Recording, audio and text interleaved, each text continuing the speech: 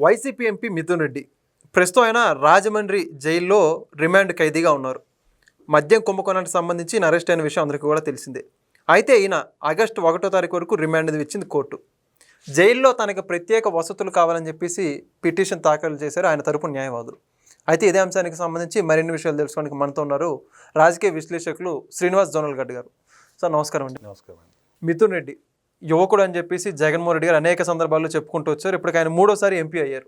అయితే ఇప్పుడు ఆయన లిక్కర్ స్కామ్లో అరెస్ట్ అయ్యి ప్రస్తుతం ఉన్నటువంటి రాజమండ్రి జైల్లో తనకి ప్రత్యేక వసతులు కావాలని, ప్రత్యేక వసతులు అంటే మంచం కావచ్చు ఇలాంటి అనేక వసతులు జైల్లో కల్పించాలని ఆయన తరపు న్యాయవాదులు ఈరోజు కోర్టులో పిటిషన్ దాఖలు చేయడం జరిగింది. ఏమంటారు ప్రత్యేక వసతుల గురించి? జగన్మోహన్ రెడ్డి గారు ఎన్నికల ప్రచార సభల్లో కూడా మిథున్ రెడ్డిని దగ్గర తీసుకుని నా సొంత తమ్ముడు అన్నట్టుగా మాట్లాడాడు ఆయన. సో మరి సొంత తమ్ముడు చేసిన నిర్వాహకం ఏంటనేది ఇప్పుడు మనకి ఏదైతే మద్యం ముడుపుల కుంభకోణాలు ఒక్కొక్కటి బయటకు పడుతున్నప్పుడు అన్నదమ్ములు ఇద్దరు కలిసి సాగించిన దందా అంటే ఏదైతే ఉందో అంతా బయటకు వచ్చింది. ఇప్పుడు ఓకే, ఇది ఇలా ఉండగా ఇప్పుడు మిథున్ రెడ్డి అనే అతను అరెస్ట్ అయిన తర్వాత ఆయన సకల సౌకర్యాల కోసం తాపత్రయపడుతున్నాడు.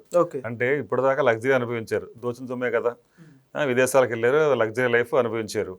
అప్పుడు అవన్నీ ఇప్పుడు ఒక్కసారిగా కనుమరుగయ్యేటప్పటికి తట్టుకోలేని పరిస్థితి. అంటే టాప్ టు బాటం వాళ్ళకి తెలియదు. అది ఇప్పుడు 2 రకాలు ఉంటాయి జీవితం అన్న తర్వాత. ఇప్పుడు తప్పు చేసిన తర్వాత ఇది కూడా చూడాల్సిన రెండో పార్శ్యం ఇది. సో ఈ సందర్భంలో తప్పు చేసి అరెస్ట్ అయ్యలేరు ఇది అనే కదా ఇప్పుడు సాక్ష్యాలను చూపించే కదా అరెస్ట్ చేసింది. అరెస్ట్ చేసి ఇప్పుడు విచారణ కొనసాగిస్తున్నారు. కస్టడీలో ఉన్నాడు, రిమాండ్ ఖైదీగా ఉన్నారు.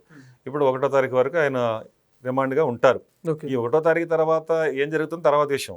ఈయన కేవలం ఈ 10 రోజుల లోపలే ఆయనకు మంచం కావాలి, కంచం కావాలి, అది కావాలి, ఇది కావాలి, నాకు తిండి, ఫుడ్ సౌకర్యాలు అన్నీ మాట్లాడతారు, బెడ్ ఇలాంటివన్నీ.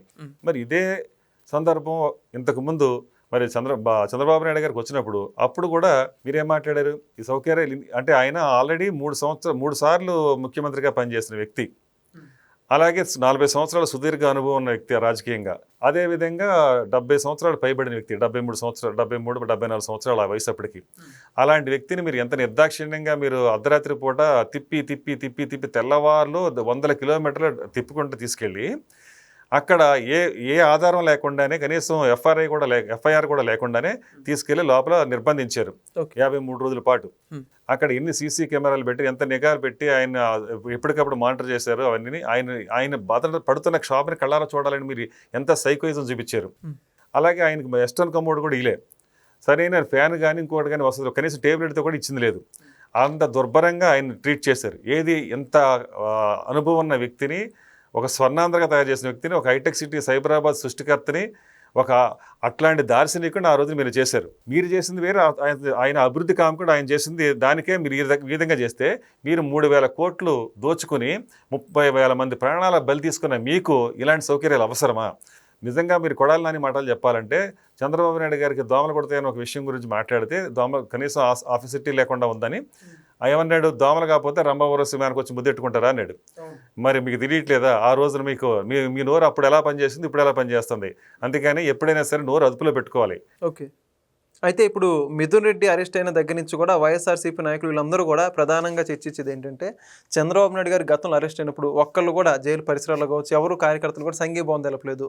అది ఆయనకున్నటువంటి ప్రజల్లో ఆదరణ. అదే ప్రస్తుతం మిథున్ రెడ్డి అరెస్ట్ అయితేనే జైలు పరిసరాల్లో కార్యకర్తలు ఏ విధంగా ఉన్నట్టు చూశారని చెప్పేసి చెప్పుకుంటూ వస్తున్నారు. ఏమంటారు? ఎవరికి ప్రజాదరణ ఎక్కువ ఉందని చెప్పేసి కంపేర్ చేస్తున్నారు వాళ్ళు. ప్రజాదరణ కదండి, ఆ రోజున నిరంకుశ ధోరణి నడిచింది. ఒక జగన్ రెడ్డి ప్రభుత్వం ఉన్నప్పుడంతా కూడా అసలు పబ్లిక్ వాయిసే లేదు. రంగనాయకమ్మ గారు లాంటి వాళ్ళు మాట్లాడటం అంటే ఒక కనీసం చిన్న పోస్ట్కే షేర్ చేసింది ఆవిడ పోస్ట్ కూడా క్రియేట్ చేసింది కాదు. దానికే మీరు ఎంత వేధించారో చూశారు. డాక్టర్ సుధాకర్ విషయంలో చూశారు. ఇలాగా ఎవరైనా మాట్లాడితే, ప్రశ్నిస్తే ఆ గొంతుకులు ఎలా నులిమేసారో చూసింది పబ్లిక్. అలాంటి సందర్భంలో ఒకవైపు అలా ఉండగా మీరు పెద్ద నాయకులనే అందరినీ కూడా హౌస్ అరెస్ట్ చేశారు. అసలు మీ లా అండ్ ఆర్డర్ అంటే పోలీసులు మీ చేతుల కింద మీ కింద పనిచేసే విధంగా పోలీసు వ్యవస్థని నిర్వీర్యం చేసి మీకు అనుకూలంగా పనిచేసేటట్టు చేసి రోడ్డు మీద ఎవరిని రానివ్వని పరిస్థితి ఆ రోజుని.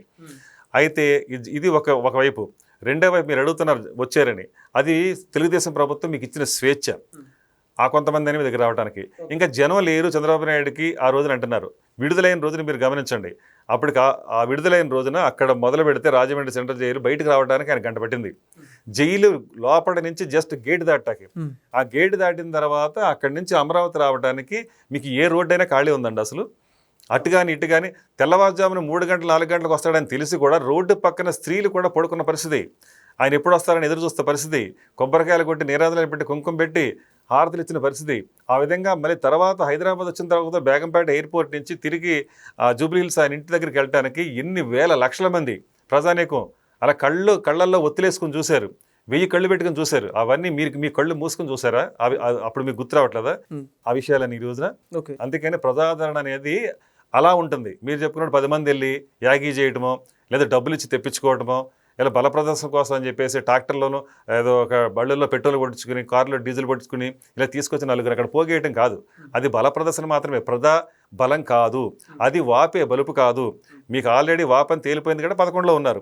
బలుపు ఎలాంటిదో తెలిసింది కాబట్టి 164లో పెట్టి ఇప్పుడు అధికారంలో చంద్రబాబు నాయుడు పెట్టారు. ప్రజలు మీ విషయంలో ప్రజలు ఎలా ఉన్నారు, చంద్రబాబు నాయుడు విషయంలో ప్రజలు ఎలా ఉన్నారు స్పష్టంగా మీకు తెలిసిన తర్వాత కూడా ఇంకా మాకేదో ఉందని ఈ డాంబికాయలు పడటం, ఈ డొల్ల ప్రలాపనలు ఆపేయటం మంచిది. ఓకే, మరి అయితే ఇప్పుడు వైసీపీ నాయకులు, ప్రధాన నాయకులు ఎవరైతే ఉన్నారో ఇంకా అక్రమ అరెస్ట్ అని చెప్పేసి కప్పిపుచ్చుకుంటున్నారు. కానీ గత 5 ఏళ్ళు అక్రమ మద్యం ద్వారా ఎవరైతే చనిపోయారో వాళ్ళకి సంబంధించి ఎందుకు పశ్చాత్తాపం కలగట్లేదు అంటారు వాళ్ళకి? అసలు ఇతను ఓదార్పు యాత్ర చేయాలి 30,000 కుటుంబాలకి. ఈయన వల్ల చనిపోయిన కుటుంబాలకి వెళ్ళగలడా? 30,000 కుటుంబాలు. ఈయన పాపం కదా మూట కట్టుకున్నాడు కదా, ఆ మూట కట్టుకున్న పాపం 33,000 కోట్లు. అంటే ఇక్కడ ఎంత పాపం చేశాడో ఆ పాపానికి శిక్ష ఎలాగ ఉంటుంది అనేది అది కర్మ సిద్ధాంతం. ఇప్పుడు మరి ఇవాళ లక్షలాది మంది ఇవాళ బెడ్ రిడన్ అయిపోయి కిడ్నీల వ్యాధులతో బాధపడుతున్నారంటే వాళ్ళ ఆక్రోశం ఇవాళ అలా ఉంది కాబట్టి మీరు ఈ స్థితిలో ఉన్నారు. 11 పరిమితం అవడానికి కారణం అదే కదా. ఇవాళ వాళ్ళు ఎంత దారుణంగా వాళ్ళ ఆరోగ్యాలతో చెలగటమాడారు, ప్రాణాలతో చెలగటమాడారు. ఇన్ని వేల మంది ఈ రోజున వీధిన పడ్డారు అంటే వాళ్ళ తండ్రి కోల్పోయిన బిడ్డలు, అలాగే భర్తను కోల్పోయిన భార్యలు, అలాగే బిడ్డను కోల్పోయిన తల్లులు, ఇలా ఎంతమంది ఉసురు కట్టుకున్నారు మీరు. సో అదే ఇవాళ మీకు కనిపిస్తూ ఉంది. ఈ కేసులు ఎదుర్కొంటున్నారంటే దానికి కారణం అది. ఇప్పటికైనా పశ్చాత్తాపడి మీరు చేసిన తప్పు ఒప్పుకుంటేనే మీకు ఇంకా ఇప్పటికైనా ప్రజలు క్షమించే అవకాశం ఉంటుంది. Thank you. నమస్కారం. Please subscribe to Leo News for more videos.